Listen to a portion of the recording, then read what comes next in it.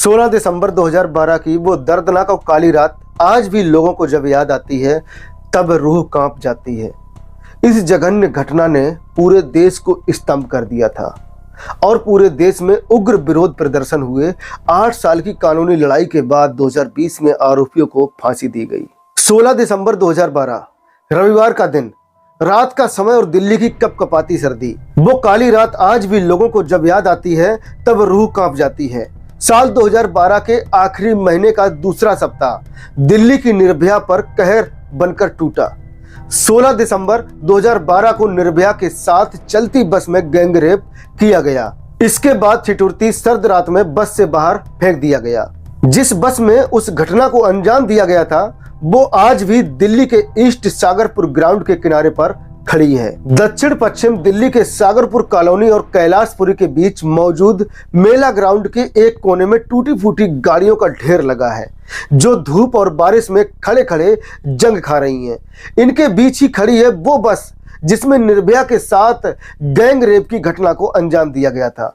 White colour की इस बस के साइड में बड़े बड़े अक्षरों में यादव लिखा हुआ है। इसे आखिरी बार 16 दिसंबर 2012 को चलाया गया था। इस बस में अंतिम सवारी 22 साल पैरामेडिकल छात्रा निर्भया और उसके दोस्त थे। 12 साल पहले उस रात 6 लोगों ने बस में निर्भया के साथ बलात्कार किया और उसके दोस्त पर हमला किया। इस जघन्य घटना ने पूरे देश को स्तंभ कर दिया था और पूरे देश में उग्र विरोध प्रदर्शन हुए। इसके बाद महिलाओं की सुरक्षा के लिए कानूनों में व्यापक बदलाव किए गए। हिंदुस्तान टाइम्स की रिपोर्ट के अनुसार आईपीएस अधिकारी छाया शर्मा बताती हैं कि लोग मानते हैं कि अपराध उस जगह पर हुआ जहां महिला का शव फेंका गया था, लेकिन अपराध का वास्तविक स्थान चलती बस थी जहां अभी भी उस क्रूर रात के निशान मौजूद हैं। बस नंबर DL01 PC 0149 आज भी पूर्वी सागरपुर मैदान के किनारे पर जर्जर हालत में खड़ी है जो उस घटना का गवाह है। निर्भया को 16 दिसंबर 2012 को सरपतगंज अस्पताल में भर्ती कराया गया। पुलिस ने उसी दिन आरोपियों की पहचान कर ली थी जिसमें बस ड्राइवर राम सिंह, उसका भाई मुकेश सिंह, विनय शर्मा और पवन गुप्ता शामिल थे। अगले दिन चारों को गिरफ्तार कर लिया गया। 21 दिसंबर को 5वें आरोपी को दिल्ली के आनंद विहार बस टर्मिनल से गिरफ्तार किया गया जो नाबालिग था। छठे संदिग्ध अक्षय ठाकुर को 22 दिसंबर को बिहार के औरंगाबाद से गिरफ्तार किया गया। निर्भया अपने दोस्त के साथ साकेत के मॉल से निकली थी और मुनीरका में बस स्टॉप पर बस का इंतजार कर रही थी। काफी देर इंतजार करने के बाद कोई बस नहीं आई तो दोनों परेशान हो रहे थे। इस बीच करीब 9:30 बजे एक सफेद बस रुकी और कंडक्टर ने उन्हें बस में बुलाया। बस खाली थी, इस वजह से दोनों थोड़ी हिचक रही थीं, लेकिन फिर भी घर जाने की जल्दी में दोनों बस में चढ़ गए। इसके तुरंत बाद कंडक्टर ने दरवाजा बंद कर दिया। बस में ड्राइवर समेत कुल 6 लोग मौजूद थे और कुछ दूर जाते ही उन्होंने छेड़खानी शुरू कर दी। विरोध करने पर उन्होंने निर्भया और उसके दोस्त के साथ मारपीट की। इसके बाद उन्होंने निर्भया के साथ चलती बस में सामूहिक रूप से बलात्कार किया। उन दोनों को ठिठुरती सर्द रात में बस से बाहर फेंक दिया। घटना के बाद वहां से गुजरने वालों ने पुलिस को इसकी सूचना दी और निर्भया को दिल्ली के सरपतगंज अस्पताल में भर्ती कराया गया। लेकिन 25 दिसंबर को हालत ज्यादा खराब होने लगी। तब सरकार ने सिंगापुर के माउंट एलिजाबेथ अस्पताल पहुंचाया, लेकिन 17 दिनों की जंग के बाद निर्भया हार गई और 29 दिसंबर को सिंगापुर के अस्पताल में ही मौत हो गई। इस घटना के बाद केस चल रहा था जब आरोपी राम सिंह ने 11 मार्च 2013 को तिहाड़ जेल के अंदर आत्महत्या कर ली। इसके बाद 10 सितंबर 2013 को कोर्ट ने आरोपी मुकेश, विनय, अक्षय और पवन को सामूहिक बलात्कार, आपराधिक अपराध, निर्भया की हत्या और उसके दोस्त की हत्या के प्रयास सहित 13 अपराधों में दोषी ठहराया।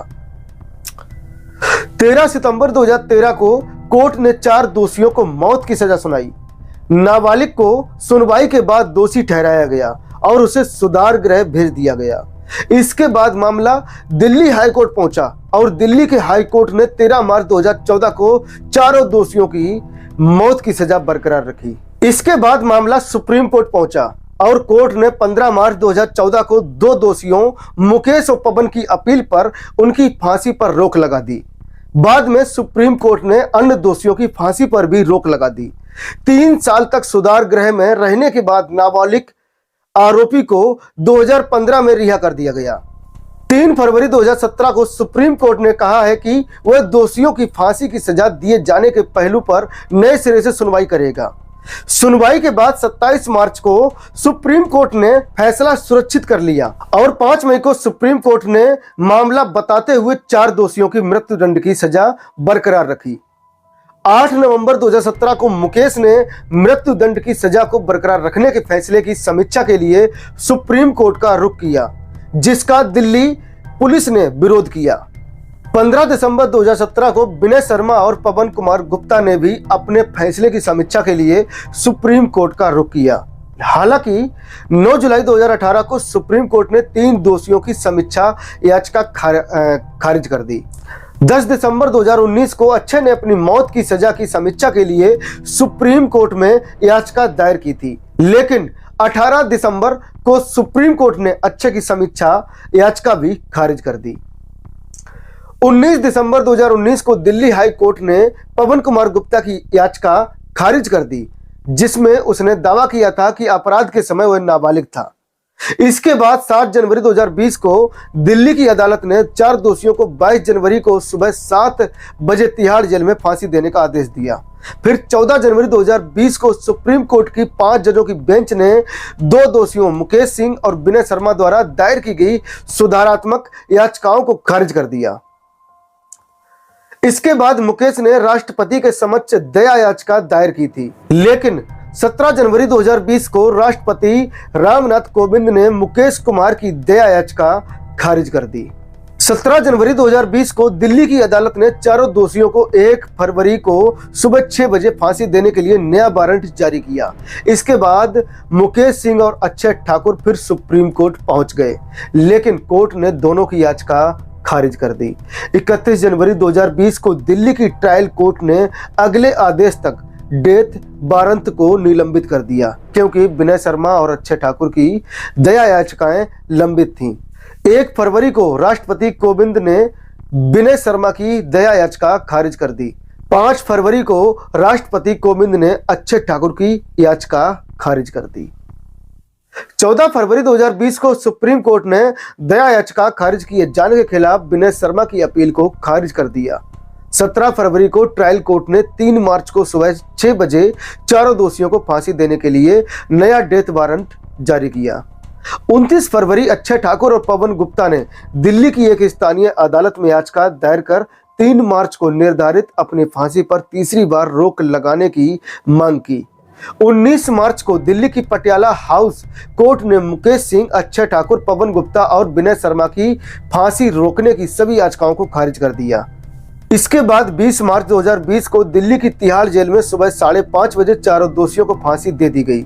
लंबी कानूनी लड़ाई के बाद आखिरकार 20 मार्च 2020 को निर्भया को इंसाफ मिला। तो दोस्तों, इस घटना को सुनाने का उद्देश्य किसी का दिल दुखाना नहीं था, किसी को परेशान करना नहीं था, बल्कि आपको जागरूक करना था, आपको सचेत करना था, आपको सावधान करना था। चलिए मिलते हैं किसी दूसरे वीडियो में, तब तक के लिए नमस्कार। जय हिंद, जय भारत।